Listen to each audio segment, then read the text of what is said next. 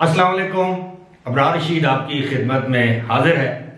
आपने टाइटल में भी देख लिया होगा, थंबनेल में भी देख लिया होगा कि आज मुझे एक ऐसी वीडियो बनाने की ज़रूरत क्यों महसूस हुई जिसमें मुझे अपने हाथ में एक राइफ़ल थामना पड़ी या गन थामना पड़ी।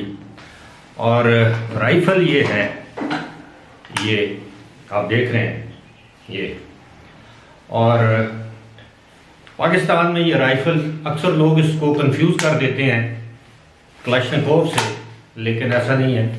ये 222 सेमी ऑटोमेटिक गन है। आप इसको क्लैशनिकोव की बहन कह सकते हैं, लेकिन अल्हम्दुलिल्लाह ये राइफ़ल जो है वो 100% कानूनी तौर पर मैंने रखी हुई है। यानी मेरे पास इसका लाइसेंस है जो कि ऑल पाकिस्तान बेसिस पर है। यानी मैं इसको पाकिस्तान में किसी भी जगह कैरी कर सकता हूँ अपने साथ। अगरचे पाकिस्तान के अब जो कवानीन हैं उनके मुताबिक आप पब्लिकली यानी पब्लिक में राइफ़ल को या अपना असला उसकी नुमाइश नहीं कर सकते। अलबत्ता बतौर जर्नलिस्ट मैं गार्ड रख सकता हूँ, उसकी इजाज़त मुझे है। लेकिन ये गन आपको दिखाने का मकसद आपको एक वाक़े की तरफ मुतवज्जो कराना है। और वो वाक़या पेश आया, फिर मैं अपने साथ होने वाला वाक़या भी आपके साथ शेयर करूँगा, मेरी ज़ात के साथ। और आज शायद मैं अफसोस से भरा बैठा होता, पछतावे से भरा बैठा होता अगर मैं उस वक्त जब ये मेरे साथ वाक़या पेश आया गन के हवाले से, अगर उस वक्त मैं एहतियात ना करता। जो मुझे ट्रेनिंग दी गई थी एनसीसी के, नेशनल कैडेट कोर, हमारे कॉलेज के ज़माने में हमें बाकायदा बंदूक चलाने की, राइफ़ल चलाने की तरबियत दी जाती थी। और साथ में ये भी बताया जाता था कि इसको किस तरह ज़िम्मेदारी से राइफ़ल चलाना है, इसको किस तरह ज़िम्मेदारी से आपने स्टोर करना है, इसकी हिफाजत कैसे करनी है, वगैरह वगैरह। तो वाक़या ये है कि अबू धाबी में एक शख्स ने, जिसका नाम अहमद बताया जाता है, उसको शिकार का शौक़ था। उसने लाइसेंस बनवाया शिकार के लिए, उसने जदीद तरीन राइफ़ल या गन या बंदूक हासिल की। उसके बाद जो ख़बर है उसके मुताबिक वो शख्स अपने बच्चों के साथ कैंपिंग पर गया।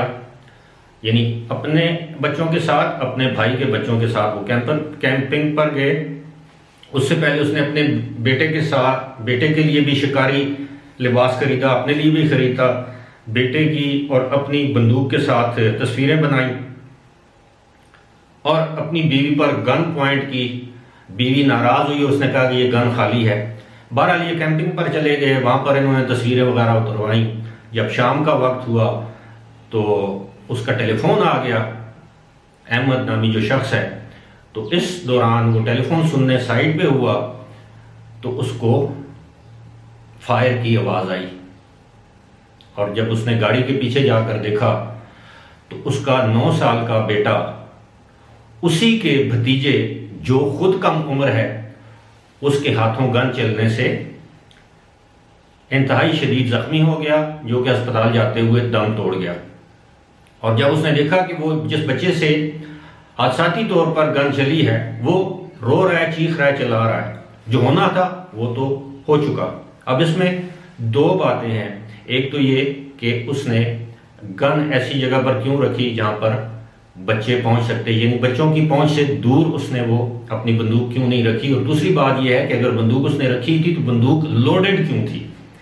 अब ये 2 सवालात हैं। कोई भी शख्स बंदूक का लाइसेंस हासिल कर सकता है अगर वो मतलूबा रिक्वायरमेंट्स पूरी करे, लेकिन बंदूक का लाइसेंस हासिल करना ही असल बात नहीं होती। असल बात यह है कि बंदूक का इस्तेमाल करना और बंदूक को हिफाजत के साथ रखना, और ये इस बात को इंश्योर करना कि बंदूक लोडेड नहीं है, और अगर है तो किसी लॉक में है, यानी ताले में है और बच्चों की पहुंच से दूर है। अब ये इस बाप का पछतावा सारी उम्र इसका पीछा करता रहेगा। उसकी गैर जिम्मेदारी के बायस उसका 9 साला बच्चा बंदूक चल जाने से, हादसाती तौर पर अपने कमसिन कजन के हाथों बंदूक चल जाने से मौत के मुंह में चला गया, उसकी आंखों के सामने। ना तो वो अपने भतीजे के खिलाफ कोई कार्रवाई कर सकता है, ना उसको मार सकता है, ना उसको डांट सकता है। क्या करे, उससे भी हादसाती तौर पर गन चली। इसलिए बच्चों में तजस्सुस होता है, क्यूरियासिटी होती है। जब आप उनके साथ बंदूकों के साथ तस्वीरें उतरवाएंगे तो जाहिर है उनको बंदूक चलाने का शौक भी पैदा होगा। अब मैं आता हूं अपने वाकये की तरफ। मेरे साथ क्या हुआ, आज से चंद साल पहले की बात है।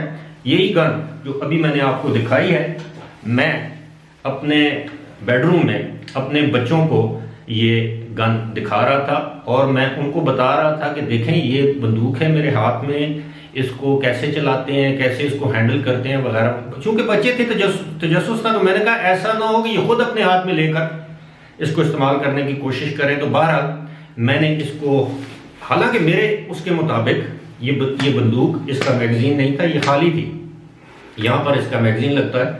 तो मैंने इस तरह इसको कॉक किया, लोड किया और उसके बाद अपने बच्चों से मुखातिब होकर कहा कि बंदूक खाली ही क्यों ना हो, किसी की तरफ पॉइंट नहीं करते और इसको हमेशा या तो आप बाहर हैं तो हवा की तरफ जाके इसको करते हैं आप, या अगर आप घर के अंदर हैं तो इसको जमीन की जानब करके आप इसको अनलोड करते हैं या करते हैं, देखते हैं इसमें कुछ है कि नहीं। तो मैंने इस तरह किया और मैंने, आपको आवाज आई होगी, लेकिन उस वक्त जो आवाज आई उसने मुझे दहला दिया। मुझे नहीं मालूम कि उसके चैम्बर में गोली कैसे चली गई, लेकिन सर्दियां थी, बच्चे जमीन पर हीटर के करीब बैठे हुए थे और मैंने गन उनसे दूसरी तरफ करके मुझे मेरे उस हिसाब में तो गन खाली थी। जब मैंने जमीन की तरफ फायर किया तो शुक्र है खुदा का कि मेरे कमरे में कारपेट थी और वहां से गोली जमीन में लगी, एक धमाका हुआ, बच्चे खौफजदा हो गए और चीखना शुरू कर दिया। मैं खुद डर गया कि खुदा न खास्ता किसी बच्चे को लग गई है। ये आज दिन तक ये मामला मुझसे हल नहीं हो सका कि उस बंदूक में गोली कैसे चली गई। बाहर वो शुक्र है खुदा का कि नीचे कारपेट थी, वहां से गोली डिफ्लेक्ट होकर किसी और जगह जाके किसी बच्चे को या खुद मुझे नहीं लग गई।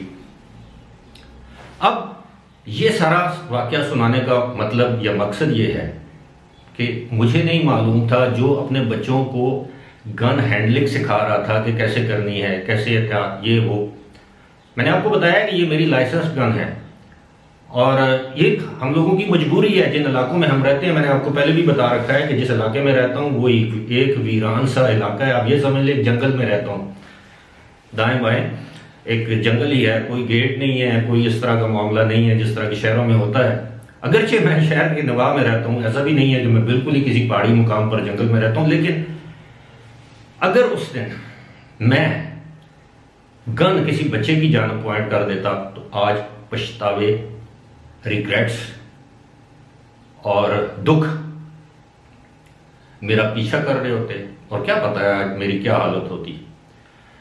तो लिहाजा मेरी उन तमाम दोस्तों भाइयों से दरख्वास्त है कि जब तक आपकी ज़रूरत ना हो आप असलहा ख़रीदने से इज्तनाब करें, चाहे आपको शिकार का शौक़ है, चाहे अपनी हिफाजत के लिए। लेकिन बदकिस्मती से पाकिस्तान में अपनी हिफाजत के लिए असलहा रखना भी ज़रूरी है। लेकिन लाइसेंस अगर आपके पास है तो सबसे पहले आप उसकी ट्रेनिंग लें। आप देखें कि आपको इस असलहा चलाने में क्या करना है, क्या नहीं करना, इसको रखना, स्टोर कैसे करना है, इसकी देखभाल कैसे करनी है, इसको चलाना कैसे है, बच्चों के सामने इसको इस्तेमाल नहीं करना और जब तक ये इंतहाई नागुज़ीर ना हो जाए, घर में कोई अल्लाह ना करे कोई चोर डाकू ना आ जाए, और बच्चों को बताना है कि इसकी हैंडलिंग कैसी है, जिस तरह मैंने अभी आपको एक्सप्लेन किया। क्योंकि हर साल आप देखते हैं कि पाकिस्तान में सुनते हैं कि सैकड़ों की तादाद में लोग जो हैं हादसाती तौर पर अचानक बंदूक चल जाने से या तो अपने हाथों मर जाते हैं, हलाक हो जाते हैं, जान बहक हो जाते हैं, या उनके हाथों कोई उनका अपना अजीज बच्चा, बहन, भाई, बीवी, वालिदैन में से कोई अचानक हादसाती तौर पर गोली लग जाने से जान बहक हो जाता है। उसकी वजह यह है कि अक्सर हमने सुना है कि जी बंदूक साफ करते हुए उसके चैम्बर में गोली थी। तो ये सारी बेएहतियाती, बल्कि मैं तो कहूँगा बद एहतियाती की निशानियां हैं। मुझे आज की वीडियो भी बनाकर कोई ज़्यादा खुशी महसूस नहीं हो रही, लेकिन मैंने ये देखा है कि इसमें एक अच्छाई का पहलू है। शायद मेरी इस वीडियो से कुछ लोग गन को हैंडल करना, गन को रखना, बंदूक को लेना, खरीदना, रखना, अपने पास रखना, ये कोई कमाल नहीं है। असल चीज इसका इस्तेमाल और इसको कैसे इस्तेमाल करना है, उसको कैसे हैंडल करना है, कितनी एहतियात के साथ हैंडल करना है, असल कमाल ये है। उम्मीद है आप मेरी वीडियो से मुस्तफीद होंगे। फिलहाल मुझे दीजिए इजाजत। खुदा हाफिज।